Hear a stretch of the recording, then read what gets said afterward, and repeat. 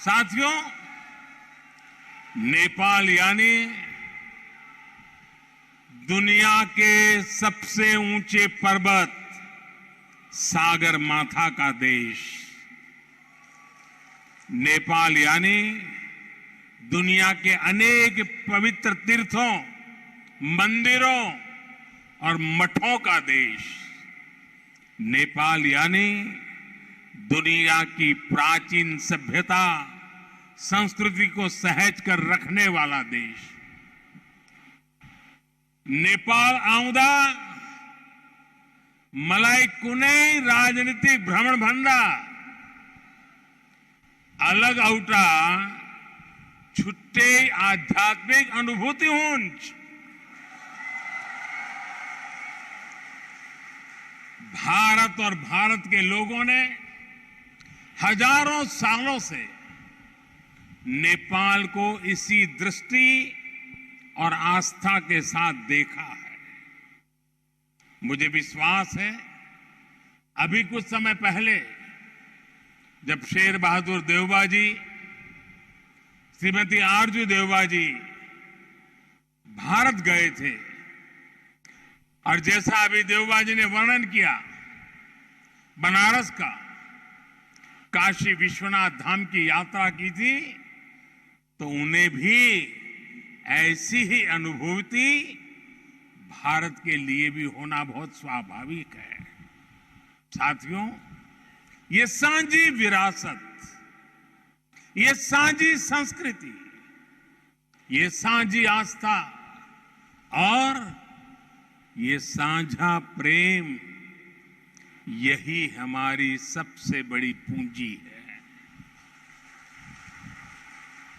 और ये पूंजी जितनी समृद्ध होगी, हम उतने ही प्रभावी ढंग से साथ मिलकर दुनिया तक भगवान बुद्ध का संदेश पहुंचा सकते हैं, दुनिया को दिशा दे सकते हैं। आज जिस तरह की वैश्विक परिस्थितियां बन रही हैं, उसमें भारत और नेपाल की निरंतर मजबूती होती मित्रता, हमारी घनिष्ठता संपूर्ण मानवता के हित का काम करेगी। और इसमें भगवान बुद्ध के प्रति हम दोनों ही देशों की आस्था, उनके प्रति असीम श्रद्धा हमें एक सूत्र में जोड़ती है, एक परिवार का सदस्य बनाती है। भाई और बहनों, बुद्ध मानवता के सामूहिक बोध का अवतरण है। बुद्ध बोध भी है और बुद्ध शोध भी है। बुद्ध विचार भी है और बुद्ध संस्कार भी है। बुद्ध इसलिए विशेष है कि उन्होंने केवल उपदेश नहीं दिए, बल्कि उन्होंने मानवता को ज्ञान की अनुभूति करवाई। उन्होंने महान वैभवशाली राज्य और चरम सुख सुविधाओं को त्यागने का साहस किया। निश्चित रूप से उनका जन्म किसी साधारण बालक के रूप में नहीं हुआ था, लेकिन उन्होंने हमें यह एहसास करवाया कि प्राप्ति से भी ज्यादा महत्व त्याग का होता है। त्याग से ही प्राप्ति पूर्ण होती है। इसलिए वो जंगलों में विचरे, उन्होंने तप किया, शोध किया।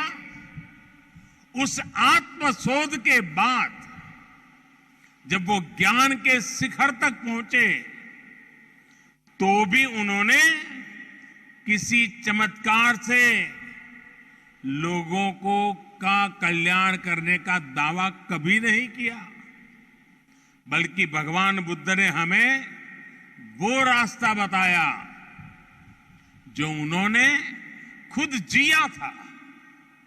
उन्होंने हमें मंत्र दिया था, अप्पदीपो भव भिक्खवे, अप्पदीपो भव भिक्खवे, परीक्षा भिक्षवो, ग्राह्यम मद वचो न तू गौरवाद।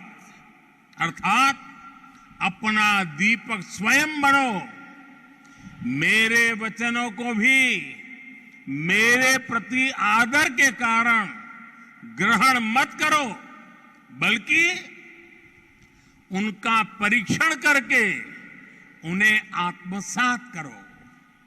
साथियों, भगवान बुद्ध से जुड़ा एक और विषय है जिसका मैं आज जरूर जिक्र करना चाहता हूं। वैशाख पूर्णिमा का दिन लुम्बिनी में सिद्धार्थ के रूप में बुद्ध का जन्म हुआ। इसी दिन बौद्ध गया में वो बोध प्राप्त करके भगवान बुद्ध बने और इसी दिन कुशीनगर में उनका महापरिनिर्वाण हुआ। एक ही तिथि, एक ही वैशाख पूर्णिमा पर भगवान बुद्ध की जीवन यात्रा के ये पड़ाव केवल संयोग मात्र नहीं था, इसमें बुद्धत्व का वो दार्शनिक संदेश भी है जिसमें जीवन, ज्ञान और निर्वाण तीनों एक साथ है, तीनों एक साथ जुड़े हैं। यही मानवीय जीवन की पूर्णता है और संभवतः इसीलिए भगवान बुद्ध ने पूर्णिमा की इस पवित्र तिथि को चुना होगा। जब हम मानवीय जीवन को इस पूर्णता में देखने लगते हैं तो विभाजन और भेदभाव के लिए कोई जगह नहीं बचती। तब हम खुद ही वसुधैव कुटुंबकम की उस भावना को जीने लगते हैं जो सर्वे भवन्तु सुखिनः से लेकर भवतु सब्ब मंगलम, भवतु सब्ब मंगलम के बुद्ध उपदेश तक झलकती है। इसलिए भौगोलिक सीमाओं से ऊपर उठकर बुद्ध हर किसी के हैं, हर किसी के लिए है। साथियों, भगवान बुद्ध के साथ मेरा एक और संबंध भी है जिसमें अद्भुत संयोग भी है और जो बहुत सुखद भी है। जिस स्थान पर मेरा जन्म हुआ, गुजरात का वडनगर, वहां सदियों पहले बौद्ध शिक्षा का बहुत बड़ा केंद्र था। आज भी वहां प्राचीन अवशेष निकल रहे हैं जिनके संरक्षण का काम जारी है। और हम तो जानते हैं हिंदुस्तान में कई नगर ऐसे हैं, कई शहर, कई स्थान ऐसे हैं जिसको लोग बड़े गर्व के साथ उस राज्य के काशी के रूप में जानते हैं। भारत की विशेषता रही है और इसलिए काशी के समीप सारनाथ में मेरी आत्मीयता आप भी जानते हैं। भारत में सारनाथ, बोध गया और कुशीनगर से लेकर नेपाल में लुम्बिनी तक ये पवित्र स्थान हमारी सांझी विरासत और सांझे मूल्यों का प्रतीक है।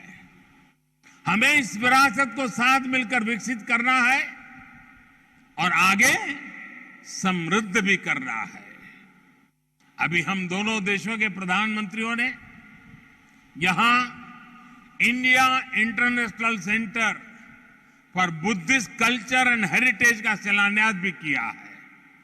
इसका निर्माण international Buddhist confederation of India द्वारा किया जाएगा। हमारे सहयोग के इस दशकों पुराने सपने को साकार करने में प्रधानमंत्री देवबाजी ने उनका अहम योगदान है। लुम्बिनी डेवलपमेंट ट्रस्ट के अध्यक्ष के रूप में उन्होंने इंटरनेशनल बुद्धिस्ट कन्फेडरेशन को इसके लिए जमीन देने का निर्णय लिया था और अब इस प्रोजेक्ट को पूरा करने में भी उनकी ओर से पूरा सहयोग किया जा रहा है। इसके लिए हम सभी हृदय से उनके आभारी हैं। मुझे खुशी है कि नेपाल सरकार बुद्ध सर्किट और लुम्बिनी के विकास के सभी प्रयासों को सहयोग दे रही है, विकास की सभी संभावनाओं को भी साकार कर रही है।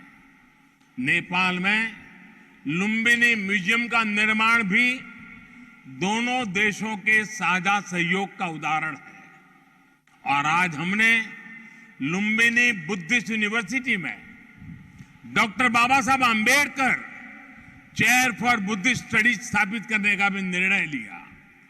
साथियों, भारत और नेपाल के अनेक तीर्थों ने सदियों से सभ्यता, संस्कृति और ज्ञान की विशाल परंपरा को गति दी है। आज भी इन तीर्थों में पूरी दुनिया से लाखों श्रद्धालु हर साल आते हैं। हमें भविष्य में अपने इन प्रयासों को और गति देनी होगी। हमारी सरकारों ने भैरवा और सौनौली में इंटीग्रेटेड चेकपोस्ट बनाने जैसे फैसले भी लिए हैं। इसका काम भी शुरू हो गया है। ये पोस्ट बनने के बाद बॉर्डर पर लोगों के आवागमन के लिए सुविधा बढ़ेगी। भारत आने वाले इंटरनेशनल टूरिस्ट ज्यादा आसानी से नेपाल आ सकेंगे। साथ ही इससे व्यापार और जरूरी चीजों के ट्रांसपोर्टेशन को भी गति मिलेगी। भारत और नेपाल दोनों ही देशों के बीच मिलकर के काम करने के लिए ऐसी अपार संभावनाएं हैं। हमारे इन प्रयासों का लाभ दोनों देशों के नागरिकों को मिलेगा। साथियों, भारत और नेपाल बीच को संबंध हिमालय जस्ते अटल छे। हिमालय जति के पुरानो छे।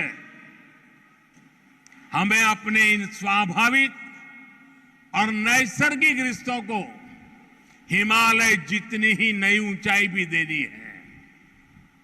खान पान, गीत संगीत, पर्व त्योहार और रीति रिवाजों से लेकर पारिवारिक संबंधों तक जिन रिश्तों को हमने हजारों सालों तक जिया है, अब उन्हें साइंस, टेक्नोलॉजी और इंफ्रास्ट्रक्चर जैसे नए क्षेत्रों से भी जोड़ना है। मुझे संतोष है कि इस दिशा में भारत नेपाल के साथ कंधे से कंधा मिलाकर काम कर रहा है।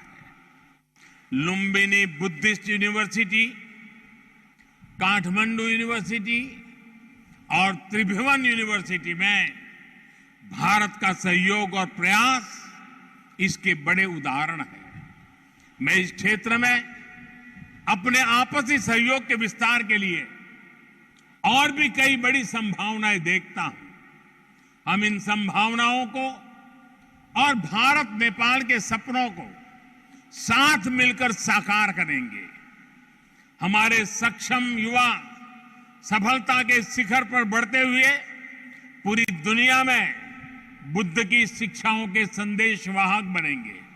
साथियों, भगवान बुद्ध का कथन है, सुप्प बुद्धम प्रभज्जन्ति सदा गौतम सावका एसम दिवाचरत्तो च भावनाए रतो मनो।